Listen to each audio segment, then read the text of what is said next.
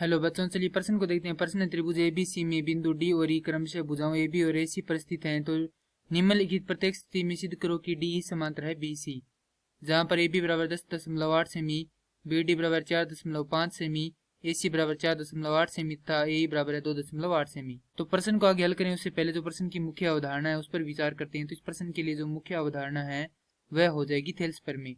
अर्थात हम यहाँ पर यह देखेंगे कि थेल्स प्रमेय क्या होती है। तो थेल्स प्रमेय से तो किसी त्रिभुज के एक भुजा के समांतर कोई रेखा खींची जाए जो शेष दो भुजाओं को प्रतिच्छेद करे, तो वह उन भुजाओं को एक ही अनुपात में विभाजित करती है।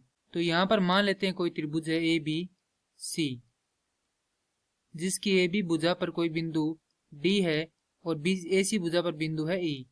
इन्हें मिलाते हैं तो हमारे पास भुजा आती है DE, जो कि हमें सिद्ध करनी है कि BC के समांतर है। तो त्रिभुज ABC में हमें मान दिया गया है AB बराबर 10.8 सेंटीमीटर तथा BD बराबर 4.5 सेंटीमीटर। AC का मान दिया गया है 4.8 सेंटीमीटर और AE का मान दिया गया है हमें 2.8 सेंटीमीटर। AB का मान 10.8 सेंटीमीटर है और BD का मान हमारे पास 4.5 सेंटीमीटर है। तो हम यहाँ से AD का मान निकाल सकते हैं, क्योंकि हम जानते हैं कि AB किससे मिलकर बनी है। AB मिलकर बनी है AD तथा DB से। तो यहाँ पर लिखेंगे AB बराबर BD योग AD। AD बराबर हो जाएगा यहाँ से AB घटाव BD। मान रखेंगे तो हमारे पास AD बराबर आएगा 10.8 घटाव 4.5। तो यहाँ से AD का मान आ जाएगा AD बराबर 6.3 सेंटीमीटर। अब अनुपात निकालते हैं हम किसका, AD बटा AB का। तो हमारे पास मान आता है AD बटा AB का 6.3 बटा 10.8।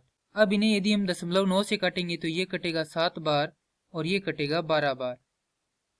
तो ये आ जाएगी समीकरण संख्या 1। उसके बाद हम यहाँ पर अनुपात निकालते हैं AE बटा AC का। तो इनका अनुपात आ जाएगा 2.8 बटा 4.8। इन्हें यदि हम 4 से काटते हैं तो ये कटेगा 7 बार और ये कटेगा, माफ कीजिए 0.4 से काटेंगे तो ये कटेगा 7 बार और ये कटेगा 12 बार। तो ये आ जाएगी समीकरण संख्या 2। तो समीकरण 1 व 2 से हम लिख सकते हैं कि AD बटा AB बराबर है AE बटा AC के।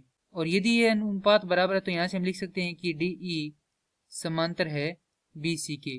क्यों समांतर है, तो यहाँ पर लिख सकते हैं थेल्स प्रमेय से।